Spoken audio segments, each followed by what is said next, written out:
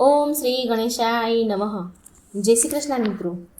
આજે આપણે સાંભળીશું માં બ્રહ્મચારિણીની કથા. આજે નવરાત્રિનો બીજો દિવસ છે અને બીજો દિવસ માં બ્રહ્મચારિણીને સમર્પિત છે. જય માં બ્રહ્મચારિણીએ બ્રહ્માજીને આપ્યું જ્ઞાન. નવરાત્રિના બીજા દિવસે બધા કરે છે ધ્યાન. શિવજીને પામવા માટે તપ કર્યું કઠોર. ઓમ નમઃ શિવાય જાપ કરીને એ શિવજીના બન્યા પ્રિય. યા દેવી સર્વભૂતેષુ મા બ્રહ્મચારી રૂપેણ સંસ્થિતા.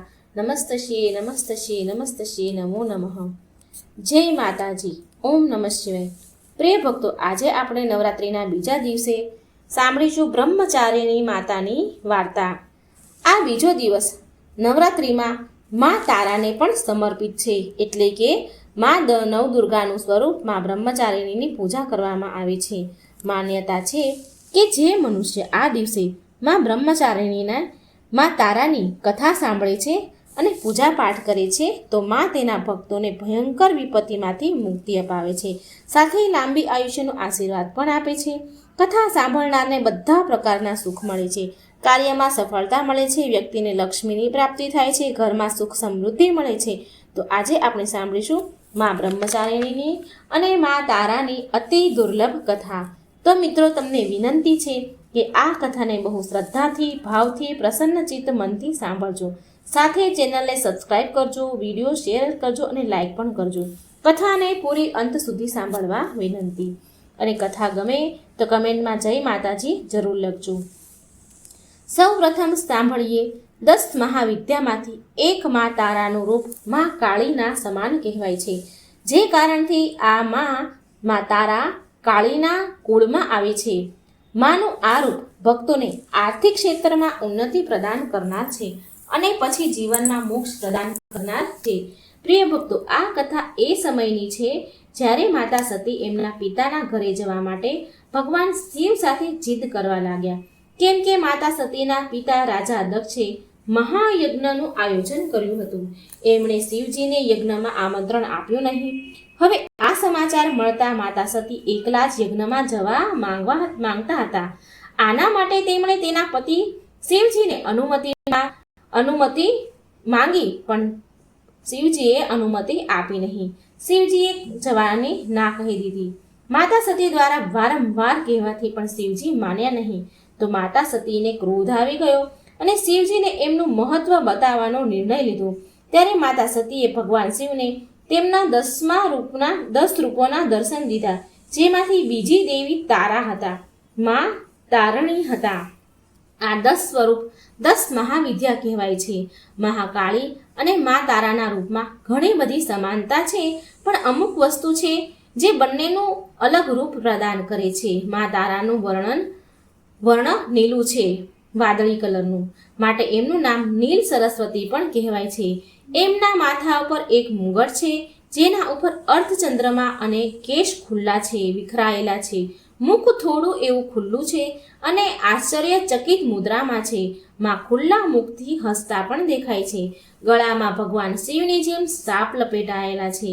માના 4 હાથ છે, જેમાંથી એક ખડગ, બીજા હાથમાં તલવાર, ત્રીજા હાથમાં કમળનું ફૂલ અને ચોથા હાથમાં કાતર પકડેલી છે. માના અમુક વિભિન્ન રૂપોમાં તેમના એક હાથમાં તલવારની જગ્યાએ વાટકો પકડેલો છે, જેને આપણે ખપ્પર પણ કહીએ છીએ, જેમાં તેમની જીભ થોડી એવી બહાર નીકળેલી છે. એમાંથી લોહી વહી રહ્યું છે. તો અમુકમાં એમના હાથમાં રાક્ષસની ખોપડી પણ પકડેલી છે.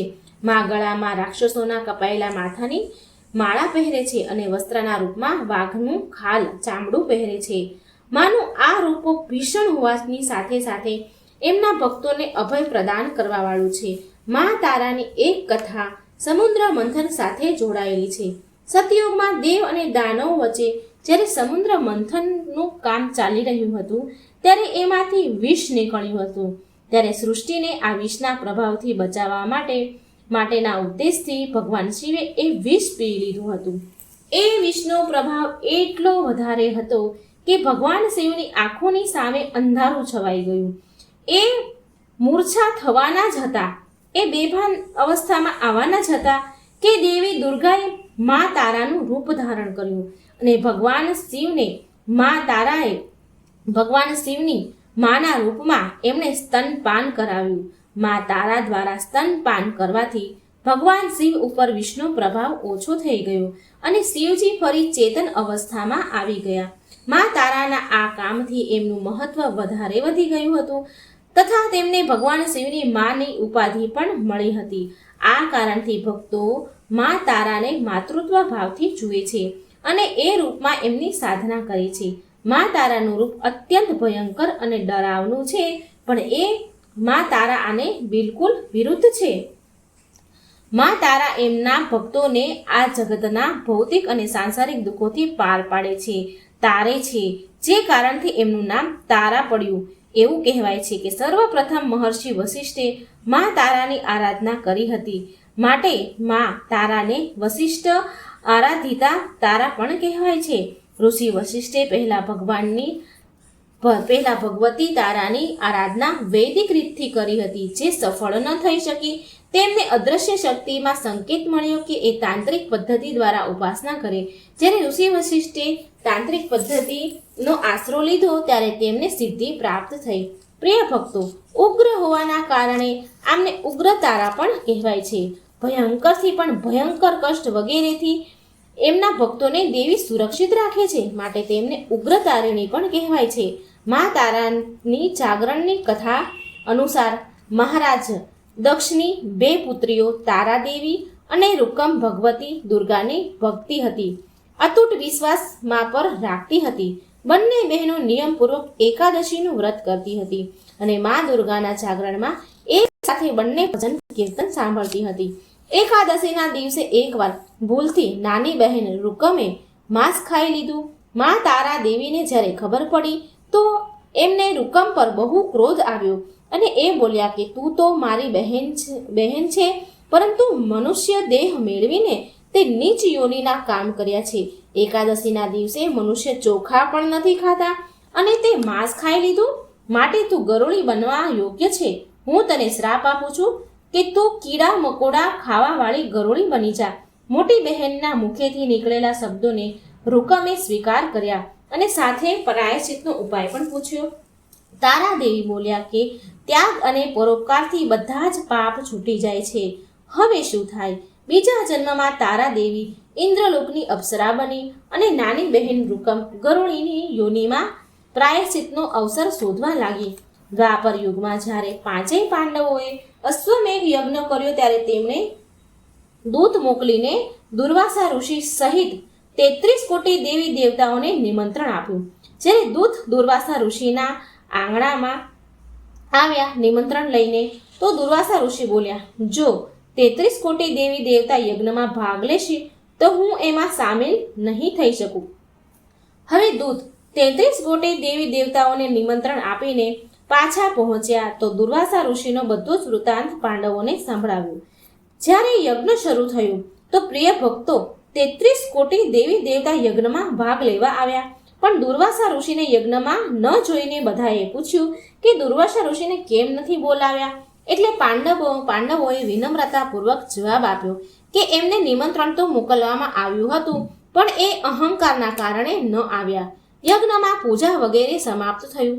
ત્યાર પછી ભોજન માટે ભંડારાની તૈયારી થવા લાગી. દુર્વાસા ઋષિએ જ્યારે જોયું કે પાંડવોએ એની અપેક્ષા કરી છે તો તેમણે અત્યંત ક્રોધમાં આવીને પક્ષીનું રૂપ ધારણ કર્યું અને એમની ચાંચમાં એક મરેલો સાપ લઈને ભંડારામાં ફેંકી દીધો. એના વિશે કોઈને જ ખબર ન પડી. માત્ર ખીરની કડાઈમાં જઈને તે સાપને નાખી દીધો. એક ગરોળી હતી જે પાછલા જન્મમાં તારા દેવીની બહેન રૂકમ હતી તથા બહેનના શ્રાપના કારણે આ જન્મમાં જે ગરોળી બની હતી એ સાપનું ભંડારામાં પડવું જોઈ રહી હતી. ખીરના કડાઈમાં પડી એણે બધું જોયું. તેને ત્યાગ અને પરોપકારની શિક્ષા હજી સુધી યાદ હતી. એ ભંડાર ઘરની દિવાલ પર સંતાઈને વાટ જોઈ રહી હતી કે કેટલાય લોકોના પ્રાણ બચાવવા માટે તેણે તેના પ્રાણ ન્યોછાવર કરવાનું મનમાં તેને સંકલ્પ બનાવી લીધો હતો. જ્યારે ખીર ભંડારામાંથી પીરસવા માટેનો સમય આવ્યો તો એક ગરોળી દિવાલ પરથી કૂદીને ખીરની કડાઈમાં પડી. બધા જ લોકો ગરોળીને જેમ તેમ બોલીને ખીરની કડાઈને ખાલી કરવા લાગ્યા. ત્યારે એમાં બધાએ એક મરેલા સાપને જોયું.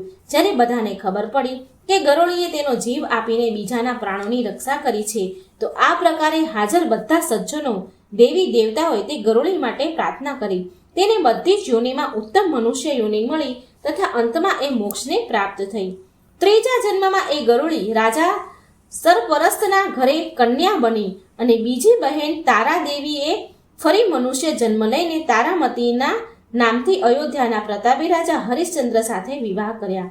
રાજા સરસપરસ્ત એ જ્યોતિષ પાસે કન્યાની કુંડળી બતાવી તો જ્યોતિષોએ રાજાને કહ્યું કે તમારા માટે આ કન્યા હાનિકારક સિદ્ધ થશે, માટે આને મરાવી નાખો. રાજા બોલ્યા, કન્યાને મારવાનું તો પાપ બહુ મોટું છે, હું એ પાપનો ભાગી નહીં બનું. ત્યારે જ્યોતિષોએ વિચાર કરીને સલાહ આપી કે હે રાજન, તમે એક લાકડાની પેટી લો અને એ પેટીને ઉપરથી સોનું ચાંદી વગેરે મઢી દો. તો તે પેટી પછી એની અંદર એ દીકરીને તમારી મૂકી દો અને નદીમાં પ્રવાહિત કરી દો.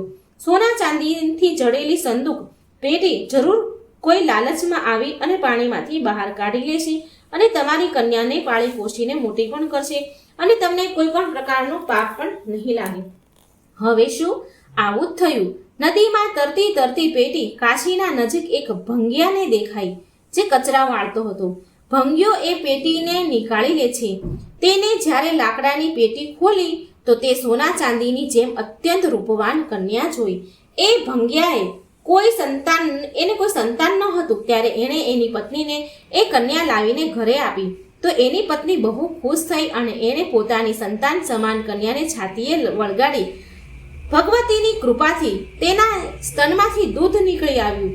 ભંગિયાએ અને એની પત્નીએ એ કન્યાનું નામ રૂક પાડી દીધું. હવે શું? જ્યારે કન્યા મોટી થઈ એના વિવાહ કરવામાં આવ્યા. હવે રૂકુની સાસુ મહારાજા હરિશ્ચંદ્રને ત્યાં સફાઈનું કામ કરતી હતી. એક દિવસ તે બીમાર પડી તો રૂકુ મહારાજા હરિશ્ચંદ્રને ઘરે કામ કરવા માટે ચાલી ગઈ. મહારાજાની પત્ની તારામતીએ જેવી જ રૂકુને જોઈ તો એ એના પૂર્વજન્મના પુણ્યથી એને ઓળખી ગઈ. ત્યારે તારામતીએ રૂકુને કહ્યું કે બહેન, તું મારી પાસે આવીને બેસ. મહારાણીની વાત સાંભળીને રૂકુ બોલી, હું તો નીચી જાતિનું ભંગડી છું, ભલા હું તમારી પાસે કેવી રીતે બેસી શકું? તો તારામતી બોલી, બહેન, પૂર્વજન્મમાં તું મારી સગી બહેન હતી. એકાદશીનું વ્રત ખંડિત કરવાના કારણે તને ગરોળીની યોનિમાં જવું પડ્યું હતું. જે થવાનું હતું એ તો થઈ ચૂક્યું છે. હવે તું આ જન્મને સુધારવાનો ઉપાય કર તથા ભગવતી મા દુર્ગાની સેવા કરીને તારા આ જન્મને સફળ બનાવ. આ સાંભળી રૂકુ બહુ ખુશ થઈ અને એને ઉપાય પૂછ્યો. તો તારામતી રાણીએ કહ્યું કે માતા દુર્ગા બધાના મનોરથ પૂરા કરવાવાળા છે. જે લોકો શ્રદ્ધાપૂર્વક ભક્ત નવરાત્રિમાં માનું જાગરણ કરે છે અને તેમનું વિધિ વિધાનથી પૂજા કરે છે તો એની બધી જ મનોકામના પૂરી થાય છે. રૂક્કોએ પ્રસન્ન થઈને માનતા માની કે હે મા દુર્ગા, જો તમારી કૃપાથી મને એક પુત્ર પ્રાપ્ત થશે તો હું પણ તમારી પૂજા અને જાગરણ વિધિ વિધાનથી કરાવીશ. માએ મનમાં રૂકોની પ્રાર્થના સ્વીકાર કરી. ફળ સ્વરૂપ 10મા મહિના એને એક અત્યંત સુંદર બાળકે જન્મ દીધો. પરંતુ દુર્ભાગ્યવશ રૂકુ માનું જાગરણ કરવાનું ભૂલી ગઈ. પરિણામ એ થયું કે જ્યારે બાળક 5 વર્ષનો થયો તો તેને એક દિવસ માતા નીકળ્યા શરીરે. એટલે રૂકુ દુઃખી થઈ અને પૂર્વજન્મની બહેન તારામતીના પાસે આવી અને એને બાળકની બીમારીની વાત કહી. ત્યારે તારામતી બોલી કે તું જરા ધ્યાનથી વિચાર કર કે તે માની પૂજામાં કોઈ જાગરણમાં કોઈ ભૂલ તો નથી કરીને. ત્યારે રૂકુને 6 વર્ષ જૂની વાત યાદ આવી કે મેં તો જાગરણ અને પૂજા કરાવી જ નથી અને તેણે મનમાં એનો અપરાધથી ભૂલ સ્વીકાર કરી લીધો અને બોલી, હે માં, મારો પુત્ર સાજો થઈ જશે એટલે તમારું જાગરણ અને પૂજા કરાવીશ. ભગવતી વૈષ્ણોદેવી મા દુર્ગાની કૃપાથી તેનું બાળક બીજા દિવસે સ્વસ્થ થઈ ગયું અને બિલકુલ સાજું થઈ ગયું. પછી રૂકુએ માના મંદિરે જઈ બ્રાહ્મણને કહ્યું કે મારા ઘરે માતાનું જાગરણ કરાવવાનું છે, વિધિ વિધાનથી પૂજા કરાવવાની છે, માટે તમે મંગળવારે મારા ઘરે પધારીને મારા ઉપર કૃપા કરજો. બ્રાહ્મણ બોલ્યા કે રૂકુ, મને 5 રૂપિયા મોકલાવી દેજે, હું તારા નામનું જાગરણ અહીં જ કરાવી દઈશ. તું તો નીચી જાતિની સ્ત્રી છે, માટે તારા ઘરે જઈને દેવીનું જાગરણ નહીં કરાવી શકું. રૂકુ બોલી કે હે બ્રાહ્મણ દેવ, માના દરબારમાં ઉચ્ચ નીચનો કોઈ ભેદભાવ નથી હોતો, એ તો બધા જ ભક્તો પર સમાન રૂપથી કૃપા કરે છે, માટે તમને કોઈ વાંધો ન હોવો જોઈએ. એટલે બ્રાહ્મણ દેવ બોલ્યા. વિચાર કરીને કહ્યું કે જો મહારાણી તારામતી તમારા ઘરે જાગરણમાં પધારે તો હું પણ આવવાનું સ્વીકાર કરીશ. આ સાંભળી રૂકુ મહારાણી પાસે ગઈ અને બધી જ વાત કરી. ત્યારે તારામતીએ જાગરણમાં આવવાનું આમંત્રણ સ્વીકાર કર્યું. જે સમયે રૂકુ બ્રાહ્મણને આમંત્રણ સમાચાર આપવા ગઈ કે તારામતી રાણી જાગરણમાં આવશે, એ જ સમયે એક નાઈ એટલે કે વાળંદ હતો. એણે આ બધી વાત સાંભળી લીધી અને એણે મહારાજા હરિશ્ચંદ્રને જઈને સૂચના આપી. રાજાએ આ વાત માની નહીં, તારામતીની વાત માની નહીં અને બોલ્યો કે આ વાત તો ખોટી છે. તારામતી આવું કામ કરે જ નહીં. મહારાણી ભંગીના ઘરે જાગરણમાં ક્યારેય જાય નહીં. છતાં પણ પરીક્ષા લેવા માટે રાજાએ એ રાતે એની આંગળીમાં થોડોક એવો ચીરો પાડ્યો, જેથી રાજાને ઊંઘ ન આવે. હવે રાણી તારામતીએ જોયું કે જાગરણનો સમય થઈ રહ્યો છે, પરંતુ મહારાજને ઊંઘ નથી આવી રહી. તો તારામતીએ મા દુર્ગા વૈષ્ણોદેવીને મનમાં ને મનમાં પ્રાર્થના કરી, હે મા, તમે ઉપાય કરી મારા મહારાજને સુવડાવી દો, જેથી તમારા જાગરણમાં હું આવી શકું. રાજાને ઊંઘ આવી ગઈ. તો રાણી તારામતીએ દોરડું બાંધીને મહેલથી ઉતરીને રૂકુના ઘરે જાગરણમાં જઈ પહોંચ્યા. એ સમયે ઉતાવળના કારણે રાણીના હાથમાંથી રેશમી રૂમાલ અને પગનું ઝાંઝર રસ્તામાં પડી ગયું. આ બાજુ થોડી વાર પછી રાજા હરિશ્ચંદ્રની ઊંઘ ઉડી ગઈ. ત્યારે એ પણ રાણીની શોધમાં નીકળી ગયા.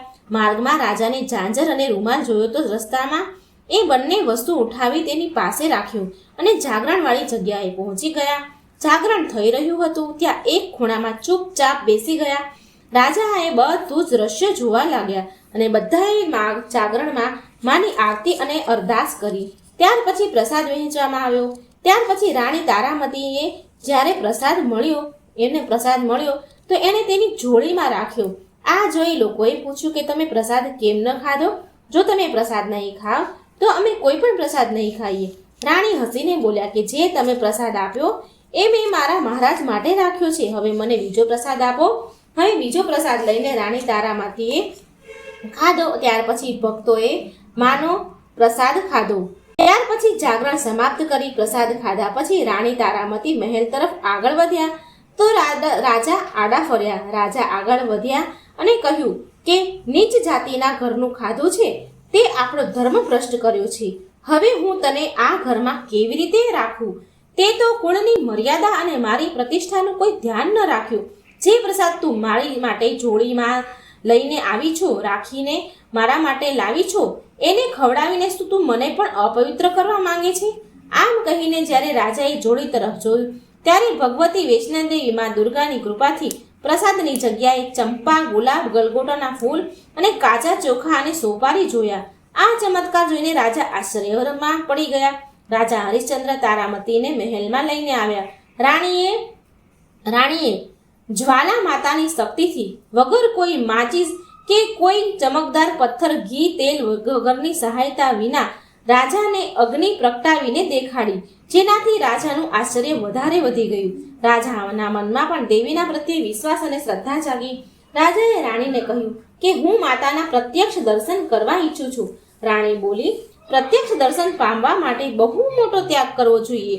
જો તમે તમારા પુત્ર રોહિતાક્ષને બલિ આપી દો તો તમને મા દુર્ગાના દર્શન થશે. રાજાની મનમાં તો દેવી દુર્ગાના દર્શન કરવાની લગ્ની લાગી હતી, એટલે તેમણે પુત્ર મોહ ત્યાગીને રોહિતાક્ષનું માથું ધડથી અલગ કરી દીધું અને દેવીના ચરણોમાં અર્પણ કરી દીધું. આટલી સાચી શ્રદ્ધા અને ભક્તિ જોઈ, બલિદાન જોઈને દુર્ગામાં સિંહ પર સવાર થઈને એ સમયે સાક્ષાત પ્રગટ થઈ ગયા અને રાજા હરિશ્ચંદ્રને દર્શન દીધા અને તેમને કૃતાર્થ કર્યા અને મરેલો પુત્ર રોહિતાક્ષ પણ જીવતો થયો. આ જોઈ રાજા હરિશ્ચંદ્ર ગદગદ થઈ ગયા. ત્યાર પછી સુખી રહેવાના આશીર્વાદ આપીને મા અંતર્ધ્યાન થઈ ગયા. રાજાએ તારા રાણીની ભક્તિની પ્રશંસા કરી અને કહ્યું કે હું તારા આચરણથી અત્યંત પ્રસન્ન છું. મારા ભાગ્ય ધન્ય છે કે મને તારા જેવી પત્ની મળી. આના પછી રાજા હરિશ્ચંદ્રએ તારા રાણીની ઈચ્છા અનુસાર અયોધ્યાપુરીમાં માતાનું ભવ્ય મંદિર બનાવ્યું અને સુખ ભોગવ્યા પછી રાજા હરિશ્ચંદ્ર, રાણી તારા અને ભંગરુકમ ત્રણેય ભંગડી જે રૂકમ હતી એ ત્રણેય માના ચરણોમાં ગયા. ત્રણેયને મોક્ષ મળી ગયો. ત્રણેય મનુષ્ય જીવનમાંથી છૂટીને દેવલોક ગયા. તારા રાણીના જાગરણ દ્વારા તારા રાણીની આ કથાને જે મનુષ્ય વિધિપૂર્વક સાંભળે છે કે વાંચે છે તેની બધી જ મનોકામના પૂરી થાય છે. સુખ અને સમૃદ્ધિ વધે છે, શત્રુઓનો નાશ થાય છે અને સર્વ મંગલ થાય છે. જય મા તારા. ઓમ નમઃ શિવાય. હર હર મહાદેવ. હવે મિત્રો આપણે સાંભળીશું નવરાત્રિના બીજા દિવસે સાંભળવામાં આવતી મા બ્રહ્મચારિણીની કથા. બ્રહ્મચારિણીનો અર્થ છે તપની ચારિણી, એટલે કે તપનું આચરણ કરવા વાળી. દેવીનું આ રૂપ પૂર્ણ જ્યોતિમય અને અત્યંત ભવ્ય છે. આ દેવીના ડાબા હાથમાં જપની માળા છે, જમણા હાથમાં એક કમંડળ ધારણ કરેલ છે. પૂર્વજન્મમાં આ દેવીએ રાજા હિમવાનને ત્યાં પુત્રીના રૂપમાં જન્મ લીધો હતો અને નારદજીના ઉપદેશથી ભગવાન શંકરને પ્રાપ્ત કરવા માટે ઘોર તપસ્યા કરી હતી. આ કઠોર તપસ્યાના કારણે આમને તપચારિણી એટલે કે બ્રહ્મચારિણીના નામથી અભિહિત કરવામાં આવ્યા. 1000 વર્ષ સુધી માએ માત્ર ફળ ફૂલ ખાઈને વિતાવ્યા અને 100 વર્ષ સુધી માત્ર જમીન પર રહીને શાક પર નિર્વાહ કર્યું. થોડા દિવસ સુધી કઠિન ઉપવાસ રાખ્યા અને ખુલ્લા આકાશ નીચે વરસાદ અને તાપની ઘોર કષ્ટ પીડા સહન કરી. 30,000 વર્ષો સુધી તૂટેલા બિલ્લીપત્ર ખાધા ભગવાન શંકરની આરાધના કરતા રહ્યા. ત્યાર પછી તેમણે સુકાયેલા બિલ્લીપત્ર ખાવાનું પણ છોડી દીધું. કેટલાય હજાર વર્ષો સુધી નિર્જળ અને નિરાહાર રહીને તપસ્યા કરતા રહ્યા. પાનને ખાવાનું પણ છોડી દીધું. પાન પણ ખાવાના એમને છોડી દીધા અને પાન ખાવાના છોડવાના કારણે એમનું નામ અપર્ણા પડ્યું. કઠોર તપસ્યાના કારણે દેવીનું શરીર એકદમ ક્ષીણ થઈ ગયું. દેવતા, ઋષિ, સિદ્ધગણ બ્રહ્મચારિણીની તપસ્યાને અભૂતપૂર્વ પુણ્ય કાર્ય બતાવ્યું, પ્રશંસા કરી અને કહ્યું, હે દેવી, આજ સુધી કોઈએ પણ આવી કઠોર તપસ્યા નથી કરી. આ તમે જ કરી શકો. તમારી મનોકામના પૂરી થશે અને ભગવાન ચંદ્રમૌલી શિવજી તમને પતિ રૂપમાં પ્રાપ્ત થશે. હવે તપસ્યા છોડીને ઘરે પાછા ચાલ્યા જાઓ. જલ્દી, તમારા પિતા તમને બોલાવવા આવી રહ્યા છે. મા પાર્વતીના કઠોર તપસ્યાથી ભગવાન શિવ પ્રસન્ન થયા અને તેમને નામ આપ્યું બ્રહ્મચારિણી. આ કથાનો એ સાર છે કે જીવનમાં કઠિન સંઘર્ષમાં પણ મન વિચલિત ન થવું જોઈએ. મા બ્રહ્મચારિણીની કૃપાથી સર્વ સિદ્ધિ પ્રાપ્ત થાય છે. નવરાત્રિના બીજા દિવસે દેવીના આ રૂપની ઉપાસના કરવામાં આવે છે. તો એકવાર પ્રેમથી બોલો મા બ્રહ્મચારિણીની જય. જય મા દુર્ગા. ઓમ નમઃ શિવાય. મિત્રો, આ હતી નવરાત્રિના બીજા દિવસની કથા. જો વિડીયો સારો લાગે તો લાઈક અને શેર કરવાનું ભૂલશો નહીં. આ ચેનલને સબસ્ક્રાઈબ જરૂર કરજો. જય શ્રી કૃષ્ણ. રાધે રાધે. Thank you. જય માતા.